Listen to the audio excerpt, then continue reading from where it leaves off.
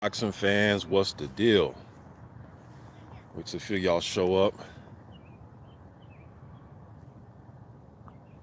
Some good news today, man, or good news yesterday with the interview I seen with AJ, saying that this fight is imminent and it's close.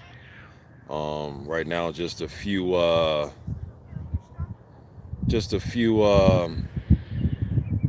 little minor details that need to be agreed upon as far as AJ put it. What did he say exactly? Promoter talk, as far as like where's the fight's going to take place, so on and so forth. The little shit that us fans, well, some fans probably really care about it, but a lot of us fans just want to see that type of shit get wrapped up.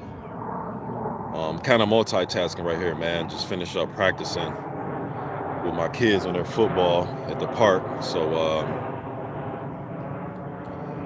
kind of overseeing them right now. But yeah, man, great news. I'm happy about hearing this. First, before I go into that, as far as breaking down the style, I did a collab today with Blood Boxing. Go to Blood Boxing Returns if you want to hear me and him. We broke down the styles, also went over a little history of the 80s and the 90s, and then we went into breaking down the style of this fight, man. So type of collabs I love doing, look, things I love talking about, the history, especially the heavyweights, 80s, 90s, 70s, stuff like that. So wanted to get my opinion really quick instead of doing a whole separate video. Was about the Huey Fury versus Sam Sexton. I know they're fighting for a little British title. Still a good fight to me. I'm expecting Huey Fury to win the fight.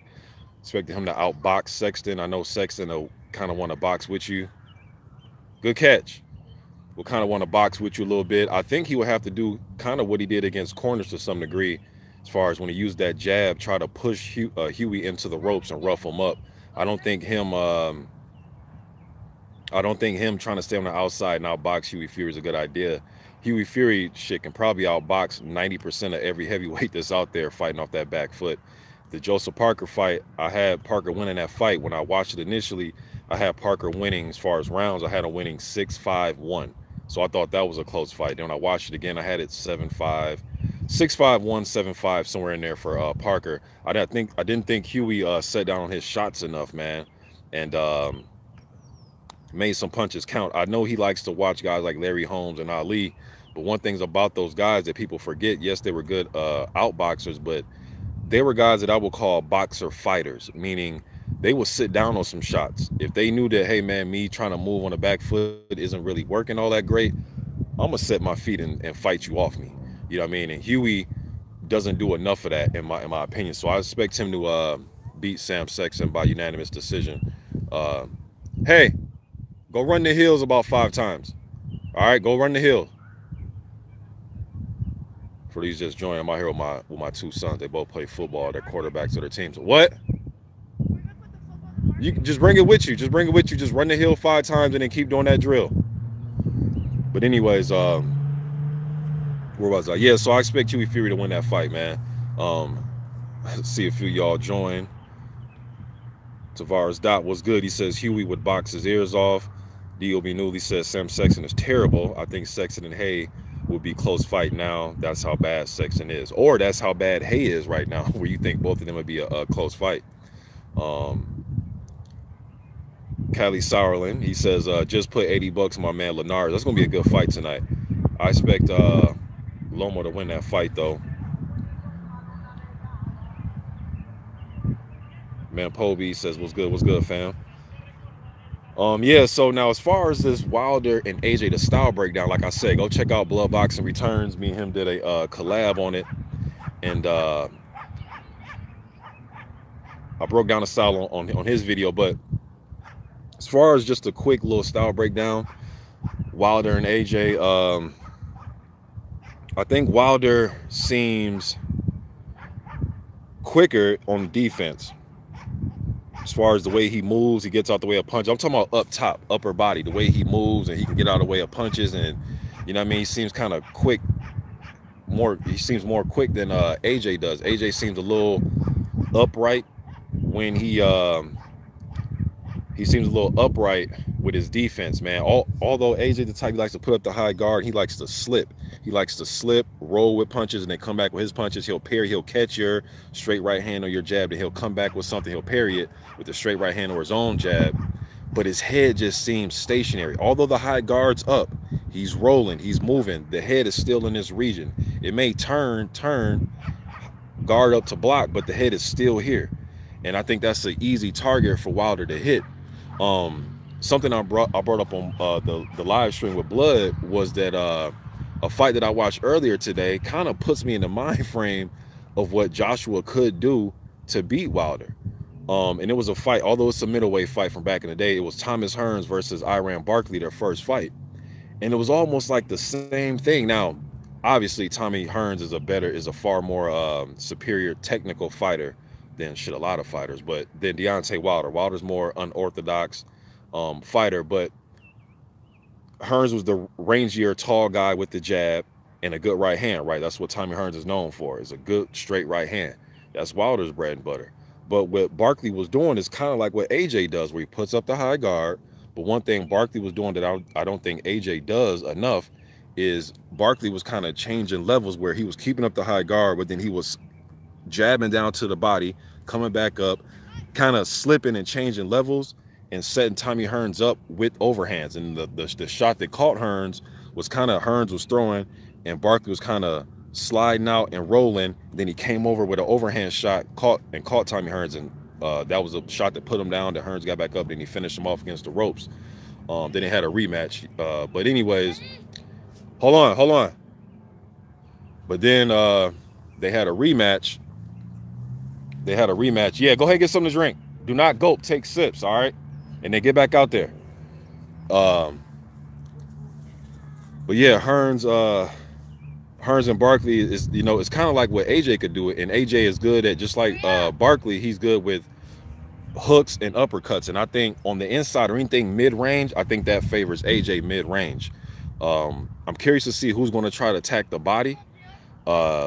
Because in the Wilder versus Ortiz fight, I thought that Wilder did a good job of sneaking body shots in there on Ortiz. It was a left hook to the body.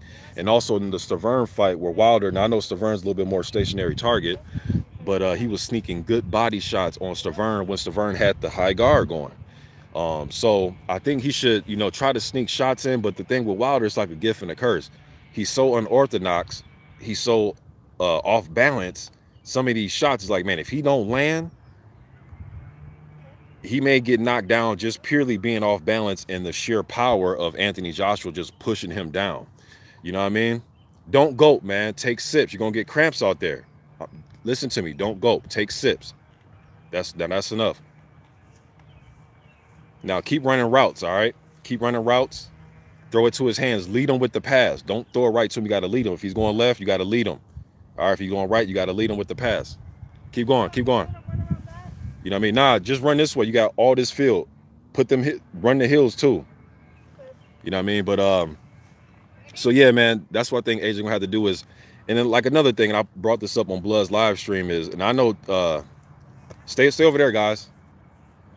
Stay over there. James Toney going into the, I believe it was a Hakeem Rockman fight, or maybe it was a Sam Peter fight, I forget which one. But reporters was asking him how's he going to deal with the power.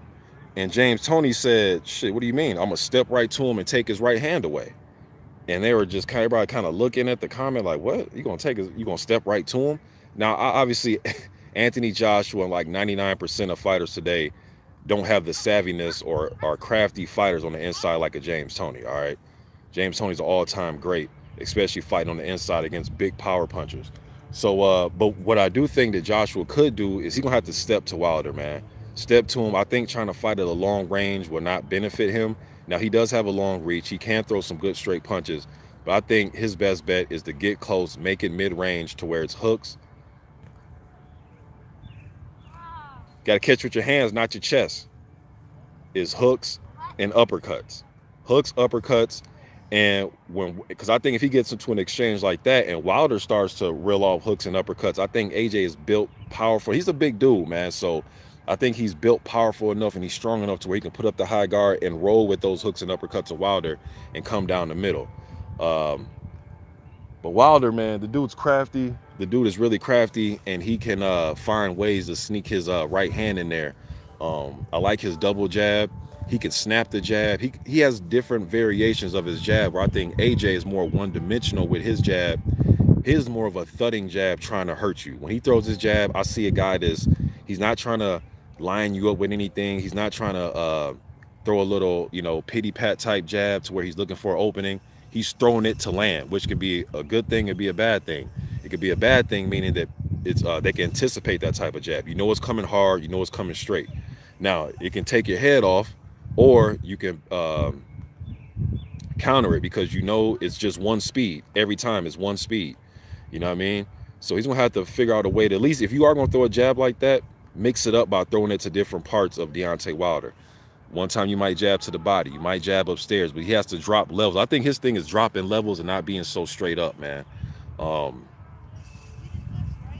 It's gonna be an intriguing fight. Let me see what y'all talking about, man. D.O.B. Newly says, yo, I'm envious how your sons listen to you. When it comes to sports, my sons don't want to listen. Yeah, sometimes they don't listen either, man. Sometimes they don't listen. October 4th says, just joining. What's up? What's good, man? Here at the park with my sons, practicing on their football. They both quarterbacks of their teams. So we're out here working on some quarterback skills, got them running hills, doing some drills, catching the ball. Although they play quarterback, sometimes they get away from wanting to catch. And I keep telling them, man, you never know, in 3 years, you might turn into a great wide receiver or running back. But right now, they are quarterbacks of their team. So try to go over the whole sport. Shit, they might fuck around, play defense. You know what I mean? So Mike Cullen says, good hearing you. You should contact Matchroom USA. Be great to hear and see you breaking down fights. I love breaking down fights, man. I really do.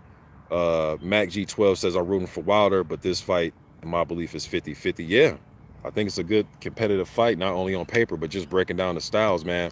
I'm curious to see how the first 3-4 rounds, how it plays out, because I believe both of these guys, regardless of what us fans say, I think these guys are going to respect each other, yo. I think I don't believe Josh is going to come in there looking to run into right hands, and I don't think that Wilder's going to come in there and just be on full attack mode.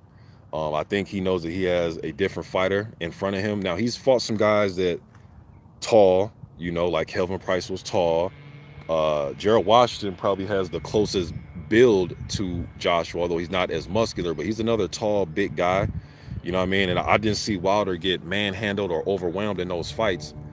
But those guys don't bring the skill set and the power or the hype that Joshua brings. Now, when I say hype, everybody's hyped to some degree. Some of y'all take that when people say hype is a negative thing. Shit, Mike Tyson was hyped. Floyd Mayweather was hyped. Everybody's hyped. Is, can you live up to the hype? You know what I mean? But anyways,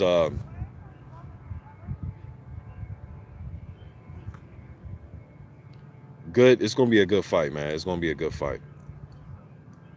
Let me see. The Celtic says, "Yo, man, I love you to be a commentator. You know your shit. I love for me to be a commentator too, man. If they were to contact me, I'll definitely take the fight. I'll definitely take that job.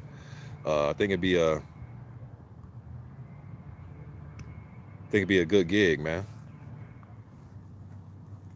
Let's see what else y'all talking about. October 4th says 50-50 for sure. These guys will start slow and careful. I see AJ out jabbing and winning early rounds, then Wilder hurting him in the mid rounds and making it into a battle. I can see that. I can see that. I just don't see. Man, anything can happen, yo. So you might be right, man, but I just don't see him being able to out jab Wilder unless. See, I can't really say that because I thought Gerald Washington was out jabbing him, but that's because I thought Wilder was just waiting for openings. But Washington, he could drop levels and do little different things with his jab, where I think Joshua is literally stiff, hard jab, where it's easier to counter. So he may out jab in the first few rounds if Wilder comes out tentative. Because even going into the Areola fight, I remember doing a video about this. Although Wilder has, right, he's knocked out everybody, right? Every fight wasn't a knockout, but he's knocked out every opponent he faced. The Stavern 2 fights, all right? But you look at his record, look at his KO percentage. For a person that's just looking at the stats, they may think, oh, he's a power puncher, he's coming forward, being aggressive, so on and so forth. But he's not like that. Even going into the, I believe it's the Areola fight. I did a video about it, but he was like, Wilder said he wants to take his time and be patient in the ring, and I believe he does that. Even when he fought Ortiz in a Barclays, you guys don't remember the early rounds, the crowd was booing. The crowd, and that's just the Americans, man. The American crowd sometimes is hard to please sometimes, man. But they'll boo you until the action picks up. You know what I mean? But because Wilder's being careful, he isn't a stupid guy, man. So when you have a guy in there that's awkward and this patient, knows his limitations, knows who he's in there with, and he has that equalizer, that's a tough guy to prepare for. I heard Holyfield, shouts out to True School Sports, he did an interview down there in the heavyweight factory a few days ago, and I believe it was on his channel. And Holyfield was saying that it's hard to prepare for somebody that doesn't even know what they're going to do. And he was talking about Wilder. And I share that same opinion that Evander has. On top of, he has the equalizer that will knock you out. So tough to prepare for, man. Like I always said, I would way rather prepare for somebody that's more textbook, because I know where the punches are coming from. I know how their defense will be presented to me. The high guard, throw a jab, bring the jab hand back to your chin. The things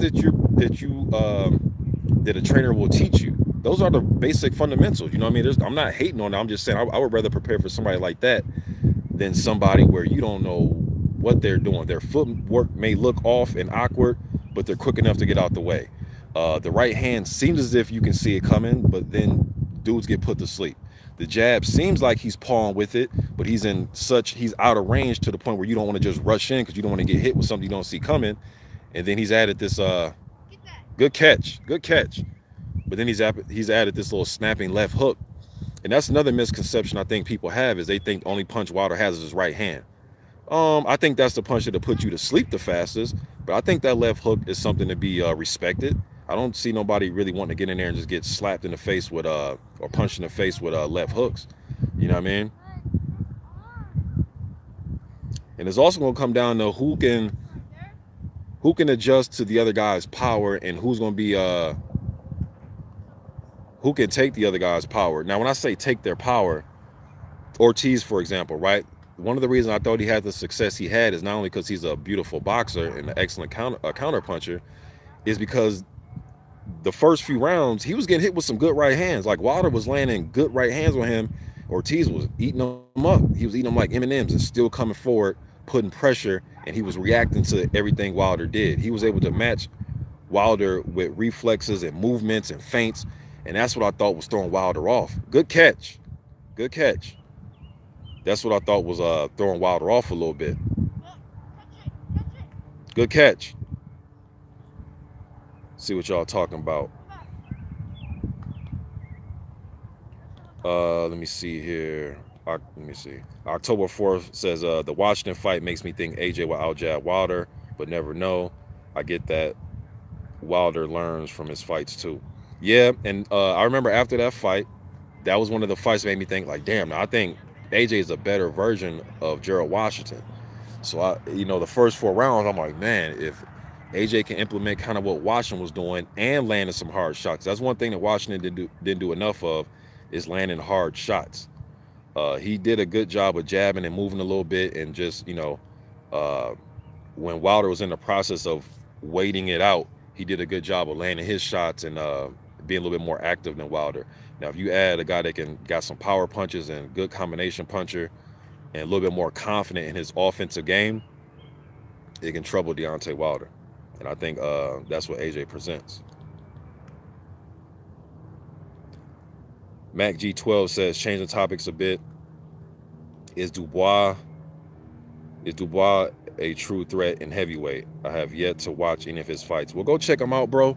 I think Daniel Dubois is definitely a project right now. He's another guy, has heavy hands. He's a big kid. He's only about 20 years old or something like that. Still got a lot to learn. Want to see him just develop, and I want to see him develop that jab.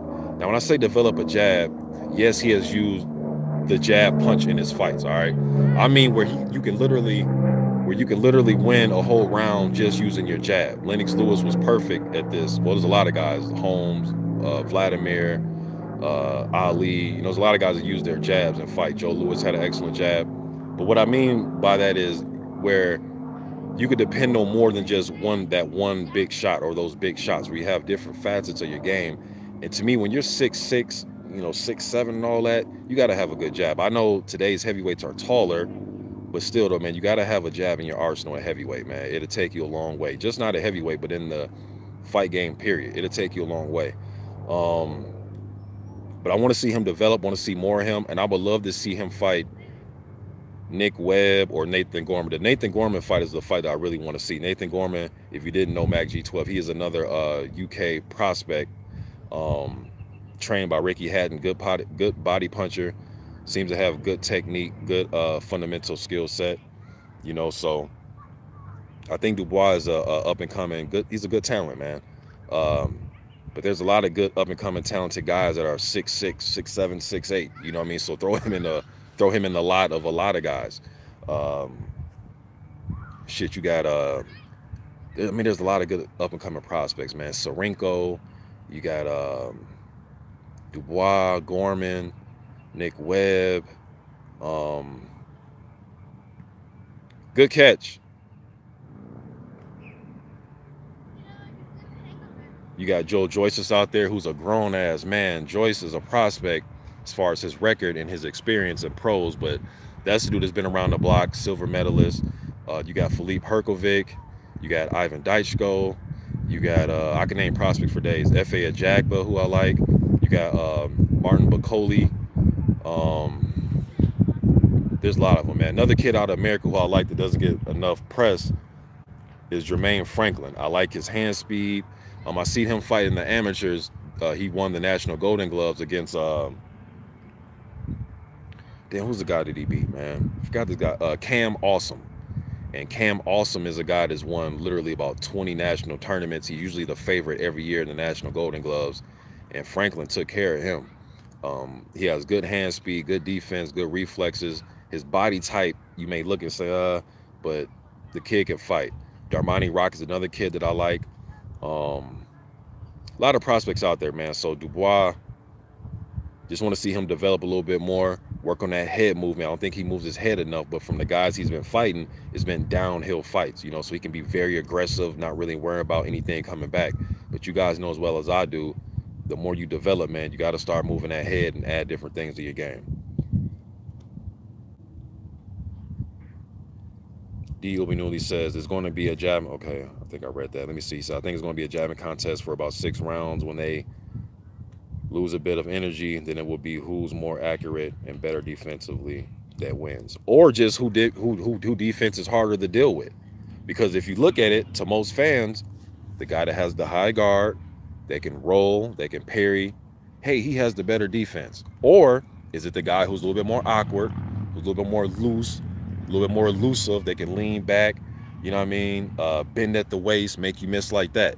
It's just who defense is harder to deal with for that fighter. And from what I've seen in the Parker and Takam fight, the things that bothered AJ the most was the upper body movement and Parker's legs. And I think Wilder can move around the ring and get out the way as good as Parker. I think he can move his upper body as well as Takam and my man JP, Joseph Parker. So it's going to be a good one, man. Now, Stavern, when he put up the high guard in the first fight, he was getting his ass whooped, but he showed that the high guard can work, but he wasn't throwing nothing out of it. He was just, but I think his reach will really, is what really set him back in that fight, Stavern. He put up the high guard. He had the right idea. Put up the high guard, try to brace himself for punches that he see coming, but then he had no offense to back it up. And Wilder was just backing up. I mean, jab, right hand, turning him, jab, right hand, turning him again, jab, right hand, turning him again. I mean, he had this dude turning like damn knots, man, like shoestrings. And then the second fight, Wilder just came out super aggressive, no respect, and he was putting everything in the right hands. Arsenal Maniac says AJ loves to fight against tall people. Beyonce, okay, he says Beyonce is the fantastic height for Joshua, tailor-made. If that's what you say. Could be. I mean, hey, if that's your opinion, I'm not here to argue nobody's opinion, man, but it is what it is. I mean, that could happen, but I also think a guy's tailor-made that doesn't move his head enough. I don't know if you just joined me, but I think AJ doesn't move his head enough. Again, he rolls, he slips, he parries, but the head is still in the same region. It's in the same area. It's not like the head's here and then he's shifting over here or down here or he's dropping levels. It's just like this. You know what I mean?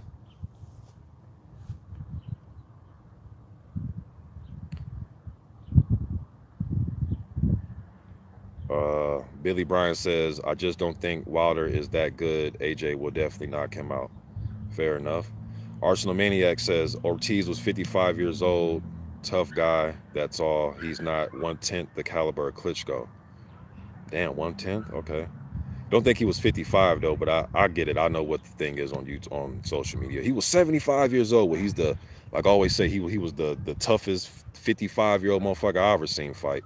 The dude's a good fighter, man. I'm not gonna get into the whole, if Wilder beats him, he's a bum. He's the, take away everything. Because I mean, we could do that for each guy, man. We can. I mean, I can sit here if I really wanted to. I could turn this into how Klitschko wasn't shit.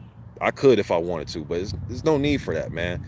Klitschko showed up on fight night. He was in his 40s, showed up to fight, damn near beat Anthony Joshua, just like Ortiz damn near clipped Wilder. But the thing is, both of these dudes persevered through all that shit, man, and got through it. It's fight time now, man. All the other shit is obsolete. All that name call. I mean, it is what it is. It's just banter. But you say he isn't 1/10 the caliber of Klitschko. Well, put it like this though. I don't think Klitschko was 1/10 the caliber that he used to be before he fought AJ. He lost a little bit too, man. It's not like he was fighting prime Klitschko now, man. So, but it is what it is, man. Two great fights. I'm not here to take away from either guy as far as that. Two great fucking fights, man. Illis92 was good, man. He says Wilder loves to fight against fighters with absolutely no head movement, tailor made for Wilder. That's what I was saying too. I mean, but the great thing is we'll see about all this. BC was good, man. We still disagreeing about that Wilder and Spilka scorecard. Spilka was winning that fight, man. Quit arguing me about that shit. Just fucking with you, BC. Yeah, man. But I thought Wilder had in my opinion, he put him to sleep, right? Gave him that NyQuil treatment, knocked him out. But I thought Wilder was having a tough time adjusting to Spilka's movements in the ring, and I thought he was doing enough to outpoint Wilder early in that fight, in my opinion. Now the judges had Wilder winning, but I had Spilka winning that fight. I believe going into the ninth, I had it 4-3-1. I believe 4-3-1 for Spilka. But that's the beauty of heavyweight. Put his ass to sleep. Throw that. We could flush that scorecard in the garbage. You know what I mean? And again, he wasn't whooping his ass. I just thought he was doing enough to outpoint Wilder. I thought he was doing one of them situations where either guy wasn't doing nothing, but one guy was just doing enough to win the rounds. That's just what I thought. But hey, gave him that NyQuil treatment, man. So put his ass to sleep. Tavares Dot says, I don't see AJ out jabbing Wilder. Arsenal Maniac says, this is heavyweight, so anything could happen. But I'd be surprised if Joshua takes more than 2 to 3 rounds for a guy tailor-made for him. Neon Lotus says, AJ needs to get him out before 6 rounds, just like Martin and others, or else he might go down. Yeah, one thing about stamina, I don't think Wilder runs low on stamina. I think you have to put some hands on him, but just trying to wait it out and that type of thing. I mean, both of these, shit, even AJ in the Parker fight, didn't seem like he was fading in that fight, in my opinion. Didn't seem like he was fading at all. Now, it's a different going into a fight where it's a drag-out war. I would favor, if I had to put money on it, I would put my money on Wilder's stamina. But that's just me going into later in fights. I will put my money on his stamina, I really think AJ needs to come right to Wilder, man. Find a way to slip that right hand, or if he gets hit with it a little bit, he can take it, get close, and rough Wilder up. Don't let him breathe, man. Don't let him breathe. Hooks, uppercuts, body work. Beat him up close. Beat his ass up. If not, if he tries to fight that long range fight, and there's nothing in the AJ fight with Parker that I noticed is Parker hit him with a good right hand, and AJ stuck his jab hand out and kept his right hand to his chin, kind of like holding him there after he got hit, as if like he didn't know what to do after he got clipped with a good right hand. He got hit with it, then he kind of shielded up a little bit, kind of had that, hey, you stay there. You know what I mean? It wasn't like a boom, I got hit with it and he did something else.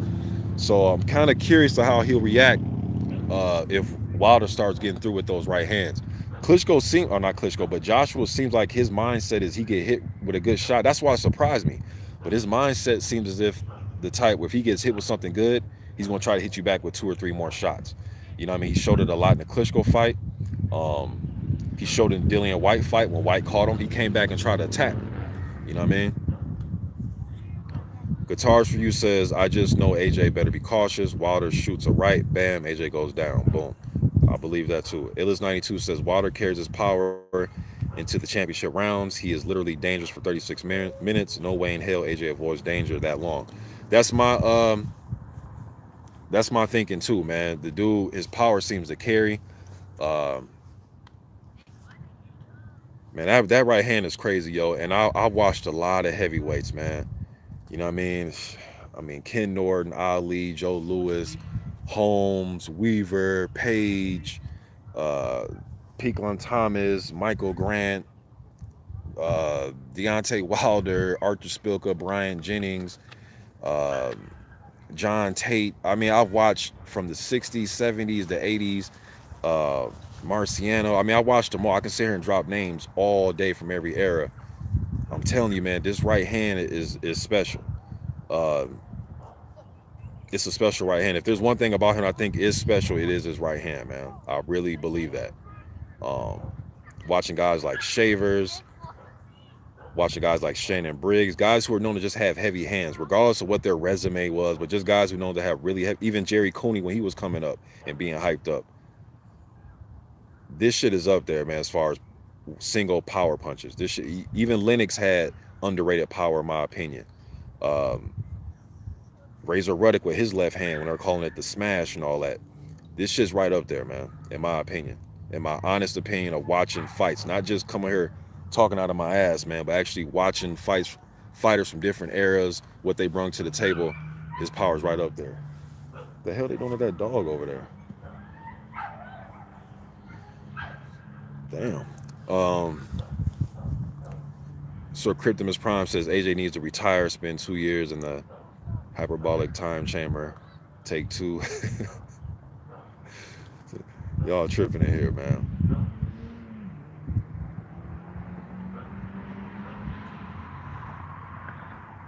I don't know how to pronounce some of y'all's names, yo.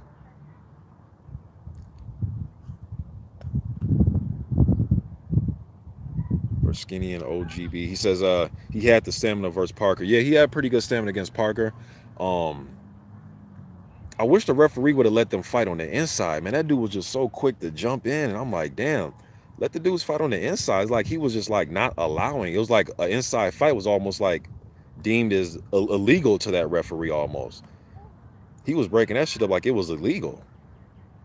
Now, had they had a rough and tumble inside fight, I would have loved to see how the stamina would have held up going later into that fight, and how Parker would have held up getting hit with some big shots and then going later into that fight. There was a lot of stuff I wanted to see, man. Trap House Boxing, what's the deal, man? Y'all go sub to Trap House Boxing. Carl Burrell was good. Go sub to my man Carl Burrell.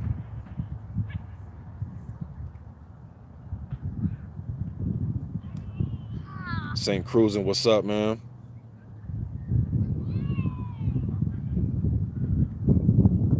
So yeah, y'all be dropping a lot of these videos, man. Right now, just have my mind on this fight. You know, I'm happy with the great news, man. From what I heard from AJ today, you know what I mean? I love that type of talk. Like I said earlier on the stream, that's the talk I can understand. When you start saying just some of the stuff I think AJ has been very philosophical about over the last months when it comes to pertaining to Wilder. Some of that shit I didn't understand, man. Like, I heard what he was saying, but I didn't know what he was saying really, man. You know what I mean? I'm a guy, I'm just straight to the point type of guy, man. Left, right, up, down, black or white. You know what I mean? I'm not with all the, well, if I ask you, hey man, are you hungry? Do you want to go eat right now? If you start telling me, well, I ate a banana earlier and I got my calcium, and I drank some water. Later on, if we eat, wouldn't be bad, but right now, I'm really not sure. But later on might be good, but I ate earlier. That type of shit, I'll look at you like, man, do you want to eat right now, yes or no? You know what I mean? Like, I guess I'll come up with a better analogy, but you guys get what I'm saying. I'm just a straight to the point type of guy, yes or no. And sometimes it was kind of hard, like AJ would muddy it up a little bit for me and what I was listening and what I got away from his convos. But yesterday, that interview yesterday, that's exactly what I like to hear. I'm training for Wilder right now. The fight's imminent. We're just cleaning up the final details. You can't get much clearer than that, man, for me. You know what I mean? Well, I guess you'll get more clear when they say the fight is signed. But as far as asking him about the fight, that's just clear. You know what I mean? What he was saying yesterday is clear for my ears. Arsenal Maniac says, will you be coming to London with your buddies to see your boy get sparked out? Wembley is a cheap area of North London. You can get 2 to 3 bedroom apartments for $150 to 200 per night.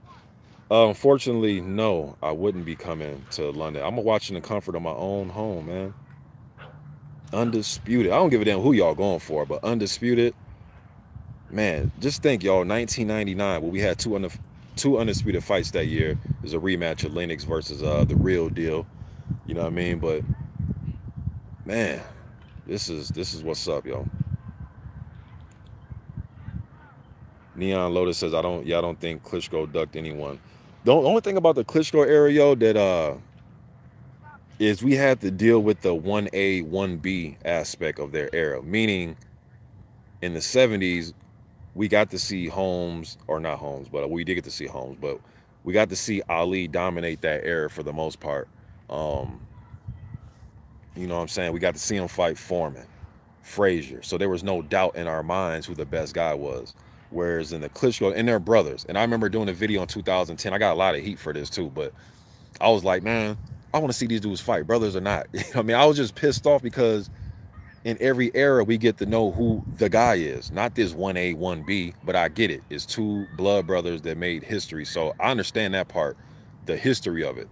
I understand it. But as a fan, I don't like 1A, 1B. I just want to know who the best is, not who the two best are. I want to just know who's the best guy, clear cut. So that's the only knock. And it's a minor nitpick type of knock that you have on their era because obviously they're brothers and they weren't going to fight each other. But just still, just kind of left a bad taste of the 1A, 1B type of thing that I didn't like. Again, but they made history, so I understand the history of it. Mark Blake says, I used to worry about Wilder's hand breaking again. The Ortiz fight took away my worries. Yeah, that was one thing I was concerned about Wilder's career, man, especially when he started wearing, or they say he's gonna wear like an orthopedic type of Everlast glove. I think it was going into the Areola fight. And shit, man, orthopedic glove or not, that motherfucking right hand, nobody's gonna be, nobody's gonna be. Yeah, give me a second, yo. Give me a second.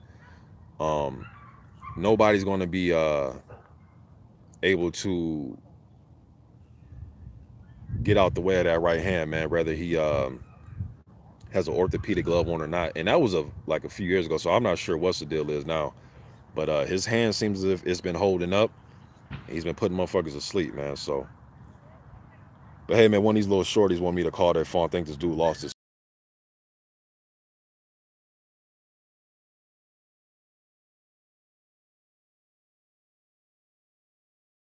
the video. But y'all be good, man. I'm out.